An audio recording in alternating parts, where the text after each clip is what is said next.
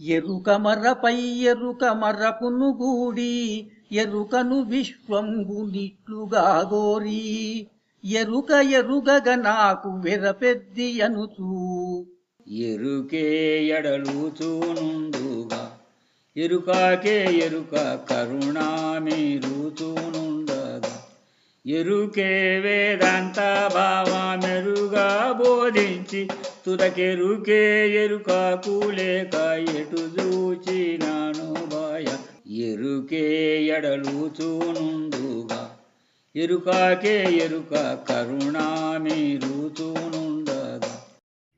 జై నిజ గురుభ్యో నమః. జై అమలాంబ సమేత అనుభవానంద రాజయోగేంద్ర ప్రభుస్వాముల వారి దివ్య చరణారవిందములకు ద్వాదశి వందనములు సమర్పించుకునుచు శ్రీ గురు బాలరామస్వాముల వారిచే విరచితమైన ఆవరణ విక్షేప రూప శక్తిద్వయ నిరాసకంపైన శుద్ధ గుణ తత్వ దిపదార్థ దరువుల ఎందు ఈరోజు మనం 49వ దిపదార్థం ఎరుక లక్షణం. నాయన శిష్య, ఎరుకను గూర్చి సంపూర్ణముగా ఆ గురి నీకు కుదిరేటట్లుగా తెలియచేస్తాను అని చెప్పాను. దాని యొక్క చేష్టలు కానీ సర్వం ఎరుకకు సంబంధించినటువంటి సమస్తమైనటువంటి విధానాన్ని నీకు అవలోకనం అయ్యేటట్లుగా దాని యొక్క గుణాలు తెలియజేస్తాను. ఇక్కడ గురు శిష్యుల మధ్య సమీక్ష జరుగుతూ ఉన్నది ఎరుకకు సంబంధించి. అలా వీక్షిస్తూ ఉన్నారు, శిష్యుడు వీక్షించేటట్లుగా చేస్తూ ఉన్నారు గురుదేవులు. నాయన, ఎరుక మరపై ఎరుక మరపును గూడి ఎరుక మరపై ఎరుక మరపును గూడి ఎరుకను విశ్వంబు నిట్లుగా గోరి ఎరుక ఎరుగగా నాకు వెరపెద్ది అనుచూ. ఇక దానికే ఆశ్చర్యంగా ఉంటుంది వెరపు. నిశ్చేష్టత ఈ ఆశ్చర్యంతో అదొక చిత్రం శిష్య. ఎరుక మరపవుతూ ఉన్నది, మరపే ఎరుకవుతూ ఉన్నది. ఇక్కడ ఎరుక మరపులు అనబడేటువంటివి ఈ ఎరుకకు తన్మాత్రలతో ఉన్న స్వభావము ఉన్నది. ఎరుకకు తన్మాత్రలు ఉన్నాయి, అయితే మరపుకు తన్మాత్రలు ఉన్నాయి. మరపుకు ఉన్న తన్మాత్రలు ఎరుక చేత మాత్రమే ఎరుగబడుతూ ఉన్నాయి. అంతేగాని మరపు తన్మాత్రలు ఎరుక తన్మాత్రలు లేనప్పుడు అవి నిస్తేజంగా ఉన్నాయి. ఇక్కడ నేత్రములో ఉండబడేటువంటి చూపు ఏదైతే ఉన్నదో అది ఉన్నది. కానీ చూపును చూసేటువంటి ఎరుక ఉన్నప్పుడే అది ఎరగబడుతూ ఉన్నది. కర్ణము ద్వారా ఎరిగేటువంటి కర్ణభేరి ఏదైతే ఉన్నదో అది మరపుగా ఉన్నది. కానీ దానిలో వినబడే లక్షణమైనటువంటి ఆ శబ్దాన్ని గ్రహించేటువంటి విధానం ఉన్నప్పుడు మాత్రమే అది ఎరుకవుతున్నది. ఇలా పంచ తన్మాత్రలు కూడా ఎరుకగా మరుపుగా ఉన్నాయి శిష్య. అయితే ఈ ఎరుక మరపును గూడి ఉన్నాయి. ఇవి విడిగా లేవు. ఇవి ఎరుక మరపులుగా ఉన్నది ఏక వస్తువే. గుర్తెరిగేటువంటి జ్ఞాత ఏదైతే ఉన్నదో అదే ఎరుక మరపులుగా ఉన్నది శిష్య. ఈ చతుర్వింశతి కానీ పంచవింశతి కానీ ఇవన్నీ కూడా ఒకదానికి ఒకటి అవినాభావ సంబంధముతోనే వాటి యొక్క మనుగడ.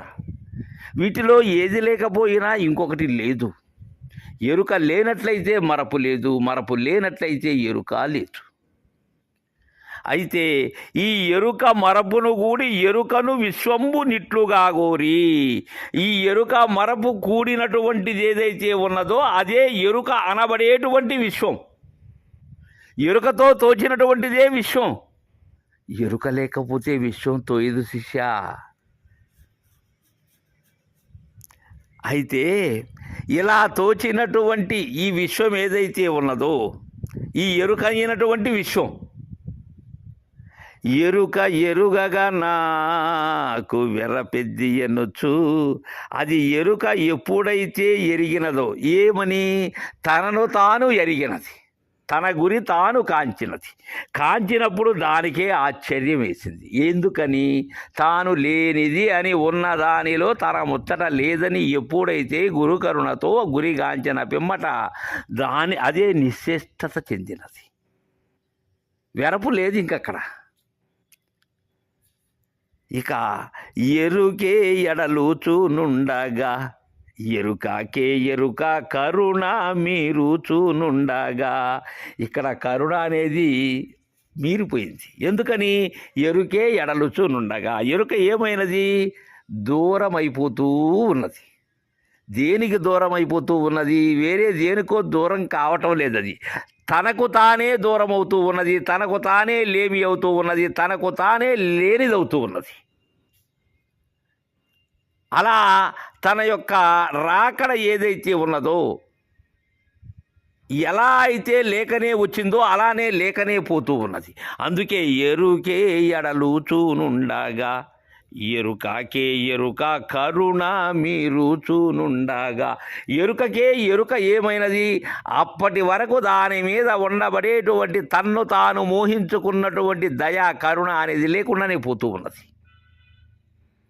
ఇక ఎరుకే వేదాంత భావ మెరుగా బోధించి తూదాకెరుకే ఎరుకకు లేక ఎటు చూచినాను భయ లెరుకే ఎడలుచూనుండగా. ఇక్కడ ఏమైనది? బయలు ఎరుకైనది, ఎరుక బయలైనది. ఇక్కడ ఎరుక బయలైనది అంటే ఏమీ లేనిదైనది. ఎరిగినది ఏదైతే ఉన్నదో అది లేనిదైనది, ఏమీ లేనిదైనది. శిష్య, జాగరూకతతో గ్రహించవలసినటువంటి గురి నాయన ఇది. ఎరుకే వేదాంత భావ మెరుగా బోధించి, ఈ వేదాంత భావమైనటువంటి ఉపనిషత్ సారము ఏదైతే ఉన్నదో తనను తాను లేను అనేటువంటి భావాన్ని బోధించినది ఏది? ఎరుకే. ఇక్కడ గురువు ఎవరై ఉన్నారు? ఎరుకే అయ్యున్నారు. శిష్యుడు ఎవరై ఉన్నారు? ఎరుకే అయ్యున్నారు. ఎరగ చెప్పేటువంటి గురుస్థానం, ఎరిగేటువంటి శిష్యస్థానం రెండూ ఎరుకే అయి ఉన్నది. అయితే బోధించినటువంటిది, బోధను గ్రహించినటువంటిది రెండూ లేకుండా పోతున్నాయి. అందుకే ఎరుకే వేదాంత భావ మెరుగా బోధించి తుదకెరుకే ఎరుకాకు లేక. బోధించిన వెంబట ఏమైనది? అక్కడ గురు శిష్యులు అనేటువంటిది బోధన గ్రహణం కానీ బోధన బోధించడం కానీ రెండూ లేనివయ్యాయి. కావున ఎరుకకేమైనది? లేమి అయినది, లేనిదైనది. అప్పుడు ఏమున్నది? ఎటు చూచినను బయలే ఎరుకే ఎడలు. ఇక అక్కడ ఎరుక అడలుతూ ఉండక ఏమున్నది? అక్కడ లేనిదైనది. ఇది గురు కరుణతో ఎప్పుడైతే గురిగాంచినటువంటి శిష్యుడు ఉంటారో వారికి దృఢీకరణం చెందుతుంది. ఇక్కడ ఎరుక అనబడేటువంటిది ఎటు చూసినా ఉన్న బయలును చూసినప్పుడు దీని యొక్క లేమితనం అప్పుడే తెలుస్తుంది. సూర్యుని దర్శించక పూర్వం చీకటి తాను ఎన్నిసార్లు లేననుకున్నా అది లేకపోదు. దానికి కావలసినది ఏమిటి? సూర్యప్రకాశ కిరణాలు కావాలి. అలానే ఎరుక ఎంత లేదు అనుకున్నా అది లేకపోదు. అది లేకపోయేటువంటి దానికి కావలసినది గురుదేవుని అనుగ్రహం, గురువు యొక్క ప్రకాశమానమైనటువంటి బోధనా కిరణాలు ప్రసరించినంతనే ఇది లేనిదవుతుంది. అంతకు మునుపు లేదు అనేటువంటి వాచా రూపంగా బోధన చల్లది. ఇక్కడ హరిని కనవలసినదే. హరిని కనక కరి లేదు అనటం అవాస్తవం. హరిని కన్ననక కరి ఉన్నది లేనిది అన్న విషయం హరికి తెలియదు, కరికి తెలియదు. తద్విధానంగానే బోధ గ్రహించినటువంటి శిష్యునికి, బోధ అందజేసినటువంటి గురువుకు ఇరువురికి కూడా ఎరుక లేని వారైనప్పుడు ఇరువురు కూడా లేరక్కడ. పరిపూర్ణులు అయ్యారు శిష్యుడు గురువు అనేందుకు కుదరదు అక్కడ. అలా అన్నప్పుడు అక్కడ ఇద్దరూ ఉండవలసినదే.